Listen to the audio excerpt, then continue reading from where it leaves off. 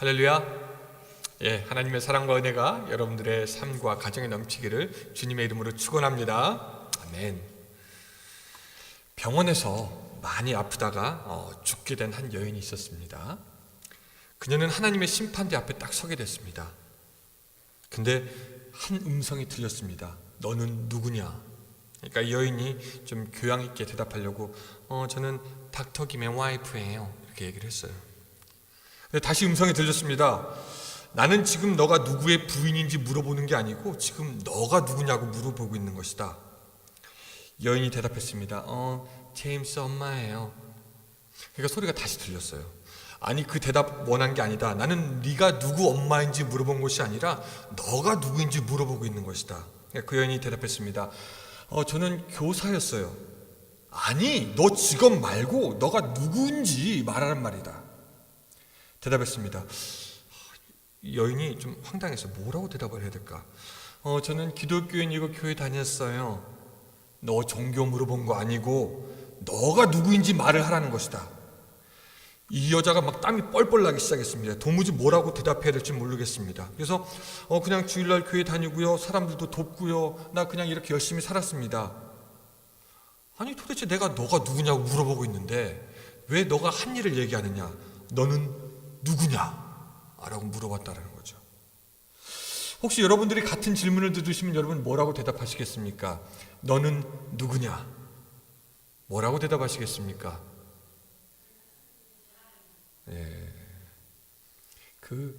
소크라테스가 뭐라고 얘기했죠? 굉장히 유명한 말을 했는데 우리는 과연 누군지 알고 있느냐? 사실 너가 누구냐라고 하는 물음은 어떻게 보면 대답하기 쉽기도 하고 또 어떻게 보면 굉장히 어렵기도 합니다. 근데 오늘 본문에 보면은 이 세례 요한은 자기가 누군지 굉장히 정확하게 알고 있습니다. 자기가 무슨 일을 해야 하는 사람인지도 알고 있어요.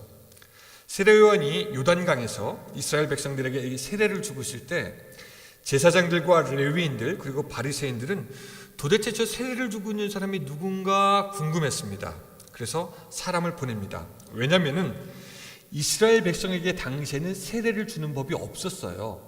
이스라엘 백성이 아는 사람에게 세례를 주고 이스라엘에 들어오게 하는 것은 있었지만 당시의 사람들 생각 속에서는 이스라엘 백성에게 세례를 주는 법은 없고 단지 그리스도가 오면은 그 그리스도가 이스라엘 백성에게 세례를 주어서 그들의 죄를 깨끗게 할 것이다라고 생각했기 때문에 세례 요한이 이스라엘 백성에게 세례를 주는 것을 보니까 사람들 마음엔 어떤 생각이 생겼냐면은 아니, 세례 요한이라고 하는 사람이 혹시 나중에 우리에게 올 그리스도가 아닌가라고 생각되었습니다. 그쯤 되니까 사람들은 두려워지기 시작했죠. 왜? 그리스도가 딱 나타났으니까. 그래서 사람을 보내서 그 사건을 인베스티게이트 합니다. 조사합니다. 그리고 저 사람이 누군가, 과연 그리스도인가 아닌가 알아보자라고 합니다. 그래서 사람들이 파견돼 가지고 요한에게 물어봅니다. 당신 누구요? 당신 누구요? 그러니까 요한이 뭐라고 얘기하냐면 나는 광야에서 주의 길을 예비하라고 외치는 자의 소리다 라고 얘기합니다. 그러니까 요한은 일단 자기가 그리스도가 아닌 것을 분명히 얘기했고 자기는 그리스도가 오기 전에 그 길을 예비할 전령이요, 메신저요, 심부름꾼이라는 것을 분명하게 얘기했습니다. 이 하나님의 놀라운 경륜 안에서 이 세례 요한은 자기가 누구고 자기가 해야 되는 일이 뭔지 정확하게 알았던 사람입니다. 근데 재밌는 것은요, 이 믿음의 위인이라고 해서 절대 자기가 이 세례 요한처럼 누군가 확실하게 안 사람이 사실은 많지 않습니다. 성경에 나오는 사람들도 자기가 누군지 처음에는 몰랐던 사람이 있죠. 여러분, 자기가 누군지를 안다라는 것을 세 글자로 뭐라고 하죠? 저 사람은 뭐가 있다 없다? 저 사람은 한국 사람으로의 뭐가 있다 없다? 정체성이라고 하죠. 영어로 하면은 정체성. 성경에는 보면은요, 믿음의 위인이었지만 자기 정체성이 희박하고 잘 모르는 사람도 있었습니다. 처음에 모세도 그렇지 않습니까? 모세도 이 요한처럼 탁 자기는 누구다라고 말하지 못했어요. 그래서 그는 광야에서 그냥 양치는 사람이 됩니다. 그래서 하나님이 그에게 친히 나타났습니다. 그래서 그가 누구인지 무엇을 해야 하는 사람인지 알려줍니다. 하나님 뭐라고 말씀하시죠? 너는 가서 내 백성을 구하라. 근데 하나님이 말씀하시는데도 불구하고 모세는 나는 못합니다. 나는 못 갑니다. 라고 하면서 몇 번을 부인합니까? 하나님 앞에서 못 간다고 몇 번을 부인해요? 누가 3번이라고 해요? 네 번, 예. 자기 못 간다, 그렇게 얘기를 합니다. 예.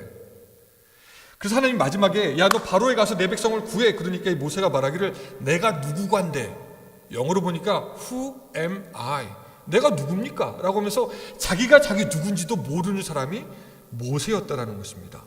하나님이 말씀해 주시고 사명 주시니까 내가 그렇구나라고 하면서 자기가 누구인지 아이덴티티가 있어서 할 수도 있었는데 계속 모른다라고 하면서 자기는 그냥 양치는 목자에 불과하다라고 생각했던 사람이 모세였습니다. 여러분, 예레미야도 마찬가지입니다. 하나님이 뭐라고 말씀하시냐면은 내가 너를 모태에서 짓기 전에 너를 알았고 내가 배에서 나오기 전에 친히 너를 성별하였고 너를 여러 나라의 선지자로 세웠다라고 말씀하십니다.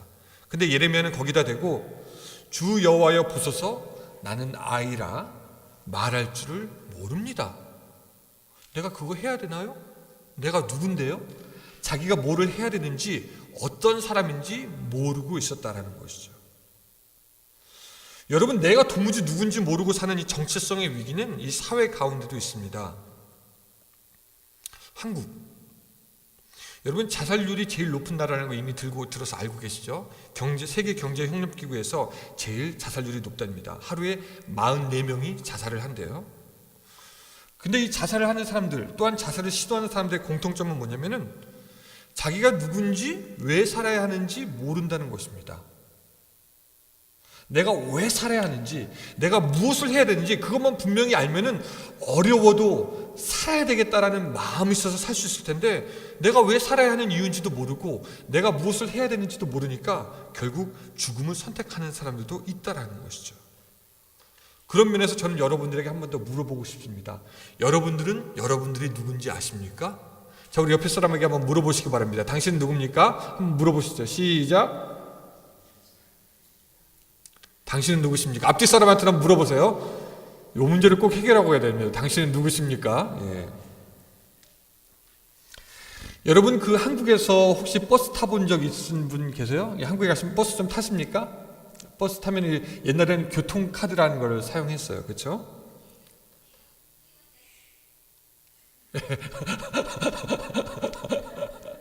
마치 저런 소리가 나요. 교통카드를 딱 이렇게 대면은 요금을 충전하고 이렇게 교통카드에 딱 대면은 교통카드에서 뭐라고 나오냐면은 성인입니다. 아니면 학생입니다. 교통 그 단말기에서 이야기를 합니다. 그래서 운전사가 보고 성인이 성인 거를 써야지 성인이 학생 거 디스카운트 된 걸 쓰면 안 되니까 단말기에서 소리가 납니다. 성인입니다. 아니면 학생입니다. 그렇게 소리가 납니다. 근데 그 기계를 가지고 장난치는 학생이 있었어요.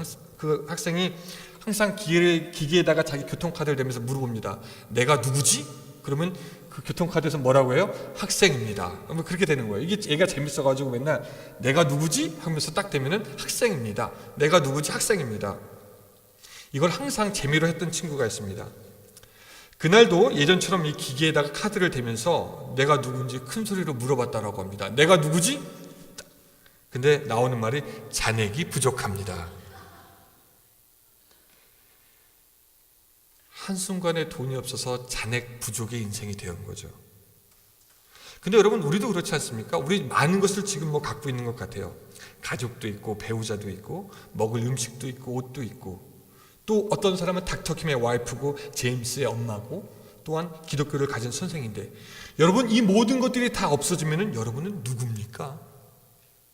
여러분 손에 아무것도 남아있지 않을 때 또한 나를 위해주는 사람도 없을 때 여러분 혼자 있을 때 어쩌면 우리도 잔액 부족의 인생, 아무것도 없는 인생, 그냥 빈 털털의 인생이 아닙니까?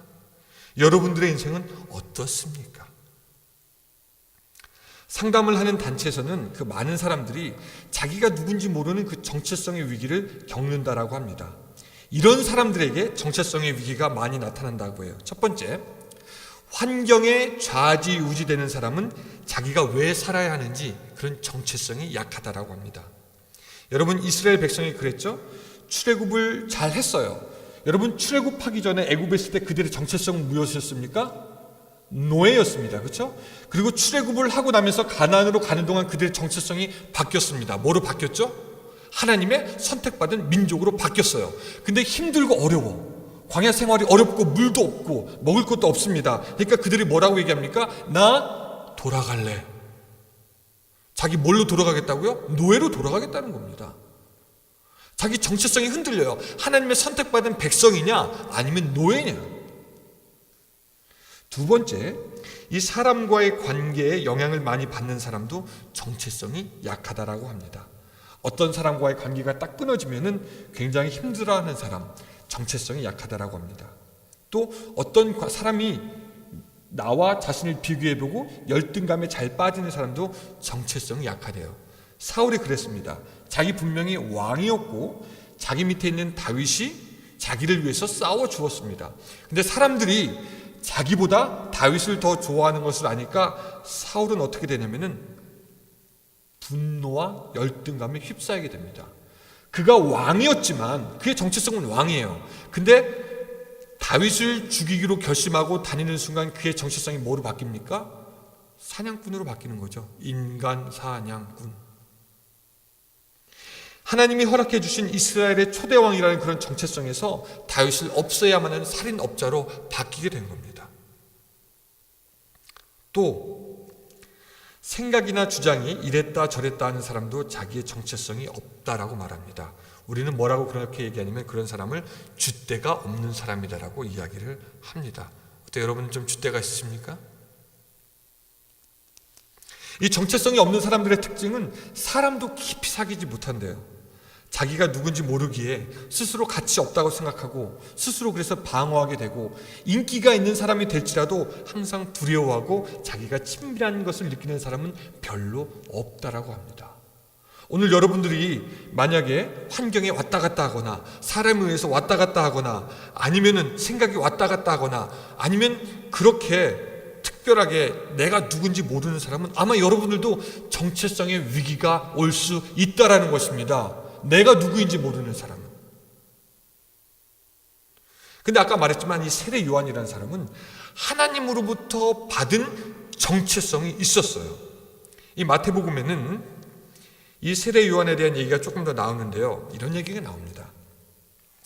헤롯이 그 세례 요한을 체포해서 가둡니다. 그 이유는 헤로디아라는 여인 때문입니다. 이 헤로디아는 헤롯 동생의 부인이었는데 이 헤롯이 자기 동생의 부인을 취해버립니다. 근데 아무도 그것에 대해서 왕이니까 얘기를 못하는데 세례 요한이 그것이 옳지 않다라고 얘기합니다. 어떻게 너의 동생의 부인을 취할 수 있느냐? 사실 당시의 왕에 대해서 그렇게 비판한다라는 것은 엄청난 용기가 필요한 것이고 또는 생명의 위협까지 처해질 수 있습니다. 결국 그것 때문에 세례 요한은 옥에 갇히고 죽게 됩니다. 근데 어떻게 왕에게 그렇게 얘기할 수 있는가? 그것은 세례 요한이 자기가 누군지 확실하게 알았고 자기의 할 일이 무엇인지 아는 사람이었기에 두려워하지 않을 수 있었다라는 것입니다. 두려워하지 않았기에 어려움이 있어도 뚫고 나갈 수가 있었던 것이죠. 오늘 여러분들은 어떠십니까? 모든 두려움을 뚫고 나갈 수 있는 흔들리지 않는 정체성이 있습니까? 전쟁이 날 수 있겠죠. 어느 나라든지. 전쟁이 푹 나면은 내가 병사라고 생각하는 사람은 싸웁니다. 근데 내가 시민이라고 생각하는 사람은 어떻게 하죠? 당연히 전쟁을 피해서 도망갈 것입니다. 내가 군인이라고 생각하는 사람은 어쩌든지 내 총이 오든지 자꾸 싸우려고 할 것이고 내가 평범한 시민이라고 생각하는 사람은 피난해서 도망갈 겁니다. 어려움이 있을 때 이것은 하나님이 나에게 준 기회다라고 생각하고 나는 하나님의 선택받은 사람이다라는 정체성이 있는 사람은 그 어려움을 향해서 가지만 믿음이 없고 내가 누군지 모르고 나는 어디고 여기는 누구냐 하는 사람들은 그냥 다 포기하고 내려놓게 된다라는 것이죠. 정체성이 있는 사람은 환경에 연연하지 않고 자기의 사명을 위해서 살아갈 수 있다라는 것이죠. 여러분 생각해 보시기 바랍니다. 동물원에 독수리가 있어요. 그 독수리가 언제 제일 행복할까요? 사육사가 아마 제일 신선한 닭고기나 소고기를 던져주면 그때가 제일 행복할 겁니다. 그렇죠? 먹으면서 무슨 생각할까요? 나는 이거 너무 좋아하는데 너무 행복해. 그렇게 생각하겠죠. 근데 여러분, 높은 산과 절벽에 있는 바람을 타고 찬란한 태양을 향해서 날아본 적이 있었던 독수리는 어떻게 생각할까요? 야, 나 조금 덜 먹어도 나는 게 행복해. 나 조금 덜 먹어도, 조금 힘들게 살아도 태양을 향해서 날개치면서 산과 바람과 강, 그거 보는 게 더 행복해 라고 생각하지 않을까요? 여러분, 우리 세상 살면서 그냥 내가 먹고 싶은 거 먹고 내가 자고 싶은 집에서 자면 우리 행복할 수 있겠지만, 봉사의 기쁨과 희생의 가치, 그리고 하나님과의 교제에서 나온 깊은 만족을 아는 사람은 나 그거 조금 덜 먹어도, 나 조금 안 좋은 곳에 살아도 나 이게 더 행복해, 나 하나님과 함께하는 것이 더 기뻐라고 말할 수 있다라는 것입니다. 조금 덜 가져도, 조금 덜 있어도 하나님이 주신 사명대로 살아가는 것이 더 행복하다라고 생각합니다. 여러분, 어떤 때 행복하세요? 그 오지에서 선교하시는 그 선교사님들의 이야기를 가끔 인터넷에서 보거나 귀로 듣습니다. 여기서는 한국에서는 흔한 거지만 그 선교지에 가면은 초코파이 하나, 아니면 그 라면 같은 거 하나가 굉장히 귀하다라고 합니다. 어떤 선교사님이 자기 이웃 선교사님을 방문했어요. 근데 그 이웃 선교사님이 한국에 갔다 온 지 얼마 안 돼서인지 그 선교사님에게 초코파이하고 OS를 한 상자씩 선물했다고 합니다. 여러분, OS 뭔지 아시죠? 초코파이 뭔지 아시죠? 정. 근데 이 선교사님이 그렇게 생각했어요. 우리 딸은 아프리카에서 태어나니까 아마 초코파이 같은 건 안 좋아할 거야. 그렇게 생각하고 그거를 잘 감추어 놨답니다. 그리고 밖에 나가서 어느 날 일 보고 들어오는데 초코파이와 OS가 없어졌어요. 갑자기 화가 나기 시작했습니다. 자기 딸을 찾았습니다. 너 이거 어떻게 했어? 이거 아빠가 갖다 놓은 초코파이. 근데 이게 딸이 어떻게 했냐면 그 밖에 나가서 친구들하고 나눠 먹었대요. 너무 막 화가 나가지고 왜 나한테 그런 거 얘기도 안 하고 초코파이를 혼자서 먹는지 너무 화가 나가지고 이 딸을 혼내야 하나 말아야 하나 생각하고 있는데, 부인이 그렇게 얘기하더랍니다. 당신 딸이 늘 나눠주는 것만 보고 배웠는데 그 친구들이랑 나눠 먹는 게 당연하지 않아요? 그분이 이런 글을 썼어요. 이게 참 제 마음을 때립니다. 제가 좀 읽어드릴게요.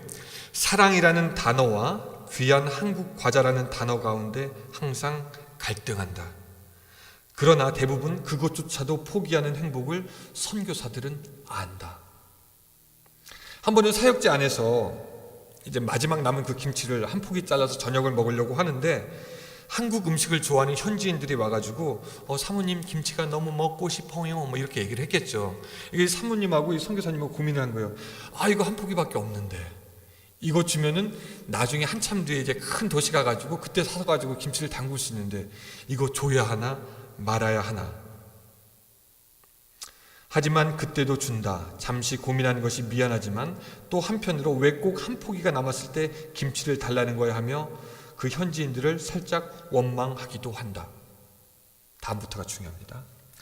내가 먹고 누리고 싶은 것을, 그 마음을 내려놓고 현지인들에게 내어준다. 내 것을 포기할 때 행복해지는 것을 선교사들은 너무나 잘 안다. 그러니까 어떤 사람들은 자기한테 하나 있는 초코파이 하나 그냥 내려놓고 김치 하나 내려놓으면서 너무 행복한데, 어떤 사람은 더 많이 가져도 불행합니다. 왜? 무슨 차이겠느냐? 정체성의 차이가 있다는 것입니다. 나는 선교사인데, 나는 하나님의 사랑을 나누기 위해서 온 사람인데 이거 나누면 이게 더 행복하다는 것입니다. 조금 덜 먹어도, 조금 덜 가져도 나 이게 더 좋아. 미국에서 한인들이 제일 많이 살고 있는 곳 어디? 그죠? 어디요? 아니, 다들 저만 눈만 깜빡거리고 보시면 LA잖아요, 그렇죠? 예, LA. 그리고 성공한 한국 사람들이 제일 많은 곳도 아마 LA. 저는 그래서 여러분들에게 한번 묻고 싶습니다. 아메리칸 드림의 정체성을 가진 분들은 도대체 언제 행복합니까? 그렇죠? 우리 뭐 아메리칸 드림 그렇게 얘기하는데, 그럼 아메리칸 드림을 갖고 있는 한국 사람들은 도대체 언제 제일 행복하죠? 예? 또 여러분들은 언제 행복합니까? 아메리칸 드림을 위해서 뛰는 여러분들, 아니면 이미 그 드림을 가진 사람들, 여러분들은 언제 행복합니까? 우리가 갖고 있는 그 드림을 다 놓을 때도 우리 과연 행복할 수 있을까요? 사랑하는 여러분, 하나님이 주신 그 정체성, 그래서 내 거 하나 있는 것도 내려놓으려 할 때 그것이 더 행복하다라고 생각하고 그 길을 선택할 수 있는 그 하나님이 주신 정체성을 가진 여러분들이 되시기를 주님의 이름으로 축원합니다. 당장 여러분들 갖고 있는 거 다 내려놓으라는 얘기 아니에요. 그 얘기 아니고 모든 것을 다 잃더라도 하나님 때문에 행복할 수 있는 하나님이 주신 정체성, 그것이 여러분들 마음 가운데 있기를 주님의 이름으로 축원합니다.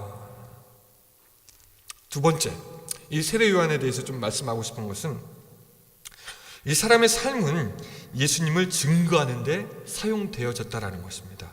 우리 본문으로 좀 가보면은 저 29절 한번 좀 같이 읽어볼까요? 자, 29절 여러분들 좀 읽어주시기 바랍니다. 시작.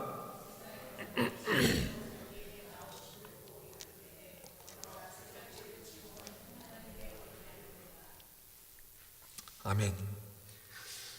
여기서 그 요한이 예수님이 누군지 소개해 줍니다. 야, 보라, 세상 죄를 지고 가는 하나님의 어린 양이다. 요한으로 인해 사람들은 그리스도가 오신 것을 비로소 알게 됐습니다. 아, 오셨구나. 요한으로 인해서 사람들은 누가 그리스도인지도 알았습니다. 예수가 그리스도구나. 그는 자기가 그리스도가 아니라고 분명히 말했지만 사람들을 그리스도에게로 이끌었습니다. 그는 짧게 살았습니다. 짧게 살았지만 사람들에게 예수님이 누구란 걸 분명히 보여줬고요. 그의 삶은 최종 목적지는 아니었지만 사람들을 생명의 길로 인도하는 안내자의 역할을 잘 감당했습니다.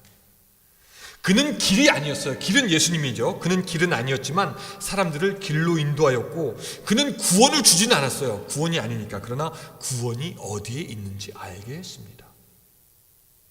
여러분, 우리들의 삶이 바로 그런 삶이어야 합니다. 우리 우물은 아니지만 우리 우물이 어디 있는지는 얘기해 줄 수 있어야 되고, 우리가 의사는 아니지만 좋은 의사가 누군지 말해 줄 수는 있는 것처럼 오늘 우리가 무엇인가 해줄 수는 없지만 그 하나님이 있다는 것을 소개해 주고 그 예수 그리스도가 우리의 편이라는 것을 알려줄 수 있어야 한다고 믿습니다.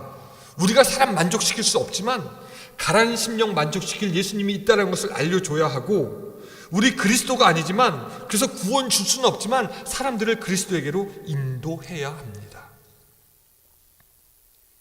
우리가 우리의 자녀들에게 큰 것을 물려주지는 못할지언정 구원의 길을 알게 하고 구원의 길을 걷게 하고 이 세상에서 하나님과 동행하게 하다가 나중에 천국에서 다시 만날 복음의 귀한 약속을 줄 수만 있다면은 이것이 참으로 복된 삶이 아니겠습니까? 이것이 바로 우리의 정체성이 되어야 한다는 것이죠. 사람들에게 예수님에 대해서 알려주는 것보다 우월하고 가장 귀한 사역은 없습니다. 그래서 성경은 우리에게 계속해서 얘기합니다. 예수를 전하라. 때를 얻든지 못 얻든지 온 천하에 다니며 만민에게 복음을 전파하라 우리에게 말씀하고 있는 것입니다. 우리는 누군지 알아야 하고 무엇을 해야 하는지 알아야 되는데 사도 세례 요한처럼 예수가 누군지 알게 하는 삶이 바로 우리의 삶이어야 한다는 것입니다.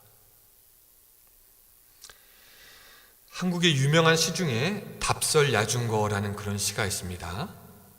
눈 덮인 들판을 걸어갈 때 그 발걸음을 어지러이 하지 말라. 오늘 걸어가는 나의 발자국이 뒷사람의 이정표가 될 것이니. 오늘 여러분들의 발걸음 어떻습니까?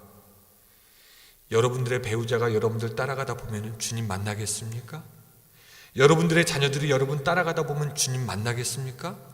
우리들의 발걸음에 예수가 찍혀 있습니까? 우리 쫓아오다 보면 사람들이 예수 믿겠습니까? 세례 요한의 발걸음은 바로 그런 발걸음이었어요. 그 세례 요한 쫓아가면 예수님 만나게 되는 그런 발걸음이었다는 것이죠. 그를 보고 예수님은 뭐라고 말씀하십니까? 여자가 난 중에 가장 위대한 자라고 말씀하시는 것입니다. 여러분, 우리들의 발걸음 어떻습니까? 우리 아이들에게 야, 엄마 아빠 하는 것만 보고 쫓아와. 그럼 돼. 우리 그렇게 말할 수 있나요? 우리 배우자들에게 여보 내가 하는 대로만 해. 그럼 여러분 당신 믿음 생활 잘할 수 있어. 우리 그렇게 말할 수 있습니까? 아니면 말할 수 없습니까? 아니면 말해야 됩니까? 대답을 저한테 주세요 좀.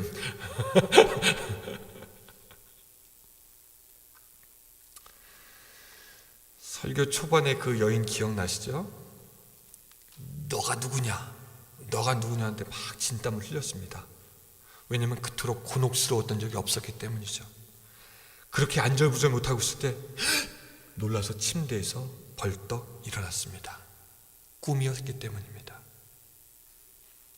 그녀는 자기가 누군가에 대한 대답에 끝내 거기를 그 테스트를 통과하지 못했기 때문에 다시 현실의 세상으로 오게 되었다고 합니다. 진짜보다 진짜 같은 꿈. 그리고 그녀는 깨어나서 한마디 했습니다. 나는 누구이고 여기는 어디인가? 꿈에서 일어나서 진땀 맺혀진 이마를 막 훔쳐내면서 그 꿈의 의미가 무엇일까? 어떻게 살아야 할까?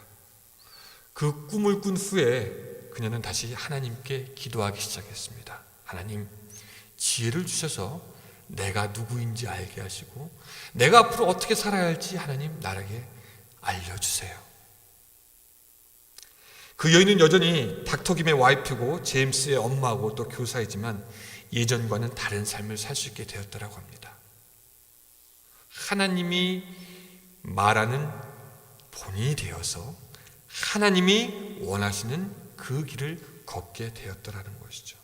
그리고 그녀의 삶을 하나님과 하나님의 나라를 위해서 살게 되었다라고 합니다. 세례 요한 자기의 정체성이 있는 사람이었습니다. 자, 설교 끝나면서 마지막으로 여러분들에게 묻습니다. 여러분들은 누구십니까? 같이 기도하겠습니다. 주님, 너는 누구냐? 라는 그 물음에 뭐라고 대답해야 할지 다시 한번 생각해 봅니다. 너는 무슨 일을 해야 하느냐? 그 물음에 우리는 다시 한번 생각해 봅니다. 세례 요한이 나는 소리오라고 말하고 나는 그리스도를 안내하는 사람이라고 살았던 것처럼 하나님 오늘 우리가 누구인지 알 수 있도록 도와주시고 어떠한 길을 가야 할지 주님 알려주시옵소서. 내가 생각한 내가 아니라 하나님이 말하시는 내가 될 수 있도록 도와주시고 내가 해야 될 내 일이 아니라 하나님이 가르쳐주시는 그 하나님의 일을 하면서 살아가는 우리의 발걸음이 될 수 있도록 주여 도와주시옵소서. 오늘 우리 가운데 하나님 한번 함께하여 주셔서 우리의 정체성이 다시 한번 새로워질 수 있도록 도와주시고 그래서 이제는 더 갖지 않아도 행복한 삶, 더 누리지 않아도 행복한 삶, 아니 오히려 잃어도 가치 있는 것을 위해서 잃었다면 만족하는 그런 귀한 예수 그리스도의 정체성 있는 삶이 될 수 있도록 도와주시옵소서. 예수님의 이름으로 기도드리옵나이다. 아멘.